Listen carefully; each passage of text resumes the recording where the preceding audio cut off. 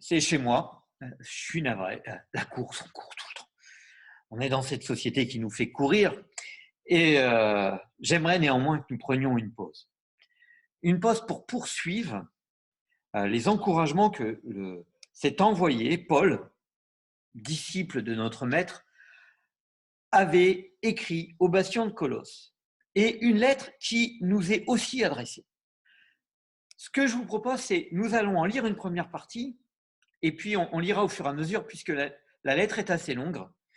Donc, je vous envoie la première partie. D'accord ? Mes amis, c'est aussi pour nous. Je tiens en effet à ce que vous sachiez combien rude est le combat que je livre pour vous et pour les frères et sœurs qui sont à Laodicée, comme pour tous ceux qui ne m'ont jamais vu personnellement. Je combats pour eux afin qu'ils soient enracinés et que, unis par l'amour, ils accèdent ensemble en toute sa richesse à la certitude que donne la compréhension du secret de Dieu, à la pleine connaissance de ce secret, c'est-à-dire de Christ. En lui se trouvent cachés tous les trésors de la sagesse et de la connaissance. J'affirme cela afin que personne ne vous égare par des discours trompeurs, car même si je suis physiquement absent, je suis avec vous par la pensée. C'est une certitude pour moi de constater l'ordre qui règne parmi vous et la fermeté de votre foi. On pourrait se dire, mais pourquoi insiste-t-il ? On s'arrête un instant ? S'il est en prison, s'il mène un grand combat, c'est parce que justement, il sait que le Seigneur des ténèbres, ce Seigneur du mensonge, ce Dark Liar, n'est pas mort pour autant. Nous avons été transportés du royaume des ténèbres au royaume de son Fils bien-aimé, et pour autant, nous allons continuer à subir des attaques. Et lui, Paul, nous montre qu'il vit avec la force qui est en lui, en connaissant ses limites. Il est en prison et il sait qu'il est en prison parce qu'il appartient à notre même Seigneur. Il lutte pour l'évangile. Il a eu son lot d'obstacles. Mais il a connaissance de ses limites, de ses possibilités humaines. Et ça ne le paralyse pas. Comme le dit un autre serviteur, il dit non, bien au contraire. Une pareille connaissance de ses limites n'arrête pas l'homme dans son élan. Elle fait naître en lui une humilité qui accroît ses moyens. Parce qu'on se tourne vers celui qui va pouvoir nous aider. Or, le danger est peut-être de nous tourner vers d'autres principes, de nous tourner vers des principes qui nous vantent. Le fait que si nous suivons ces principes-là, nous aurons le résultat escompté. Si tu fais A, B, C, D, tu obtiendras E. C'est mathématique. Alors qu'il n'est pas présent, il a conscience que les prédateurs viendront. Il a conscience de la stratégie mise en œuvre. Et il va nous expliquer comment ne pas repasser du côté des ténèbres en se faisant abuser. Il a eu ce sentiment à l'égard du bastion à Thessalonique. Il n'en dormait plus. Il voulait surtout savoir s'ils avaient résisté à Dark Liar. Il a le même sentiment pour ce Colosse, et il le dit. Il combat aussi pour tous ceux qui ne verront jamais, qui n'ont jamais vu son visage. Nous aussi. Mais avant de nous donner les stratégies pour comprendre quels moyens subtils l'ennemi utilise, il nous rappelle l'arme principale que nous avons pour contrer le fait que des principes pourraient nous faire croire que grâce à eux, nous obtiendrons des choses que nous n'obtenons pas avec Christ. On lit la suite ? Allez, je vous l'envoie. Ainsi, puisque vous avez reçu Christ, Jésus le Seigneur, comportez-vous comme des gens unis à lui. Enracinez-vous en lui. Construisez toute votre vie sur lui et attachez-vous de plus en plus fermement à la foi, à ce qu'on vous a enseigné. Agissez ainsi en adressant à Dieu de nombreuses prières de reconnaissance. Veillez à ce que personne ne vous prenne au piège d'une recherche d'une sagesse qui n'est que tromperie et illusion, qui se fonde sur les traditions toutes humaines, sur les principes élémentaires qui régissent la vie des gens de ce monde, mais non sur Christ. Car c'est en lui, c'est dans son corps qu'habite toute la plénitude de ce qui est en Dieu. Et par votre union avec lui, vous êtes pleinement comblés, car il est le chef de toute autorité et de toute puissance. C'est aussi dans l'union avec lui que vous avez été circoncis, non d'une circoncision opérée par les hommes, mais d'une circoncision que demande Christ et qui consiste à être dépouillé de ce qui fait l'homme livré à lui-même. Vous avez été ensevelis avec Christ par le baptême, et c'est aussi dans l'union avec lui que vous êtes ressuscités avec lui par la foi en la puissance de Dieu, qui l'a ressuscité des morts. Et vous, qui étiez morts à cause de vos fautes et parce que vous étiez incirconcis, Dieu vous a donné la vie avec Christ. Il nous a pardonné toutes nos fautes, car il a annulé l'acte qui établissait nos manquements à l'égard des commandements. Oui, il a effacé en le clouant sur la croix. Là, il a désarmé toute autorité, tout pouvoir, les donnant publiquement en spectacle quand il les a traînés dans son cortège triomphant après sa victoire à la croix. Mais que personne. Il développera ça après, mais il montre clairement que nous pouvons être tentés de baisser la garde, alors que nous sommes solidement accrochés, tentés de baisser notre vigilance à l'égard de ce que nous entendons, de ce que nous pensons. Aujourd'hui, tout est permis. À une époque, certains de nos ancêtres considéraient qu'il était bon de faire attention à ce que nous voyions, de ce que nous gardions, de ce que nous lisions. Aujourd'hui, allons-y gaiement. Faisons attention. Et pourquoi nous baisserions la garde? Parce que ce sont des principes que nous aimons, qui vont nous attirer. Pourquoi avoir peur de la philosophie? Ce n'est pas un problème. Elle ne l'est pas tant que nous n'attendons pas d'elle ce qu'elle ne peut pas nous offrir. Tant que nous n'en devenons pas esclaves. Tant qu'elle ne se met pas à nous condamner parce que nous ne voulons pas raisonner tel qu'elle l'espérerait, jusque dans les moindres détails. Nous allons en reparler, mais voici une citation d'un autre disciple du Seigneur de ce temps moderne, John Piper, qui dit « À la base, une idole est une bonne chose, mais qui est transformée en absolu. » Ces principes que l'on nous proposera auront des apparences attrayantes, qui déclareront nous régler tous nos problèmes. Il y aura des termes et des concepts qui ressembleront étrangement à ceux que nous connaissons dans la parole du Seigneur. Mais ils en renieront leur appartenance. Ils voudront que nous passions par quelqu'un d'autre que Christ. Or, l'apôtre le dit, nous avons tout en lui. Et puis, il reprend tout un discours qui pourrait nous laisser penser qu'il nous prend pour des benets ou quoi. Il vient de dire à peu près la même chose au chapitre 1. Nous avons tous pleinement en lui, la plénitude de Dieu habite en lui, il est le chef de toute principauté, de tout pouvoir, c'est lui qui nous réconcilie, c'est lui qui nous pardonne. Tout ça, il l'avait déjà dit, pourquoi il se répète? Et en plus, il se répète à des gens qu'il considère comme solidement ancrés dans la foi. S'il se répète, c'est que lui a pleinement conscience du danger.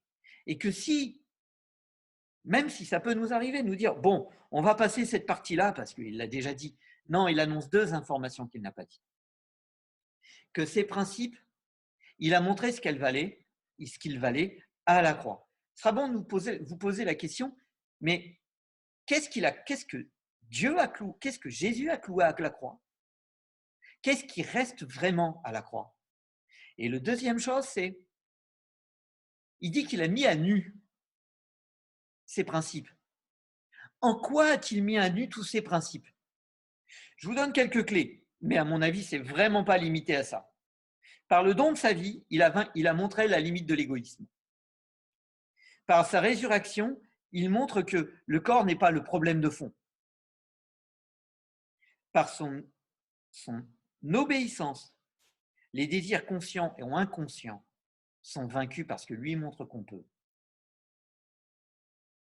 Et puis, il nous montre aussi autre chose. Quand il insiste, il dit « Nous avons été circoncis », ces principes humains, circoncision de la chair de l'homme, que, en fait, si nous avons dit « Nous voulons être baptisés », ce n'est pas en suivant un processus rituel d'entrée dans un mouvement, étape par étape. Ce n'est pas parce que nous avons suivi un enseignement et que nous avons eu 15 ou 17 sur 20 à certains cursus.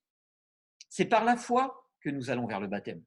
C'est par la foi que nous acceptons que quelque chose de nous devait rester au fond de l'eau et que cette partie qui nous détruisait est morte. Elle est morte avec Christ, elle reste au fond de l'eau. Et ce n'est pas par nos propres forces que nous avons reçu la foi, et ce n'est pas par nos propres forces que nous recevons une vie qui transforme celle qui existe aujourd'hui. Et c'est peut-être cela que l'apôtre veut mettre en avant. Mais je vous laisserai creuser. Après, on va finir, parce que c'est là-dessus que l'apôtre insiste sur les stratégies et les systèmes de pensée que Dark Liar risque de mettre dans notre tête. Et il est bon de discerner. S'il nous écrit ça, s'il va nous écrire ce que nous allons lire, c'est parce qu'il veut que nous discernions à quel moment nos pensées dérivent. On lit ensemble? Allez, je poursuis.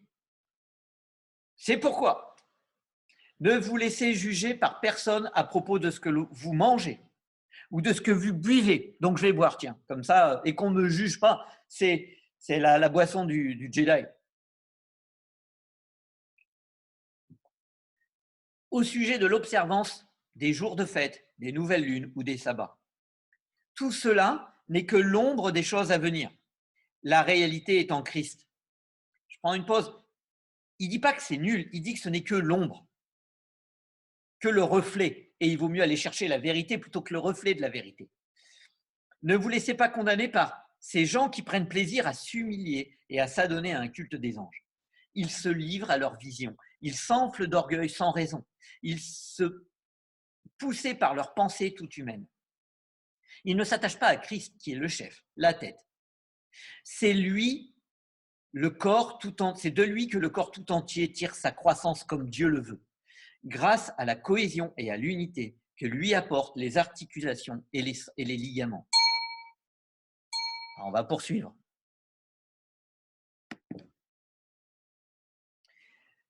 Vous êtes morts à Christ, avec Christ, à tous ces principes élémentaires qui régissent la vie des gens de ce monde. Pourquoi alors, comme si votre vie appartenait encore à ce monde, vous laissez-vous imposer ces règles du genre? Ne prends pas ceci, ne mange pas cela, ne touche pas cela. Toutes ces choses ne sont-elles pas destinées à périr après qu'on en ait fait usage? Voilà bien des commandements et des enseignements purement humains.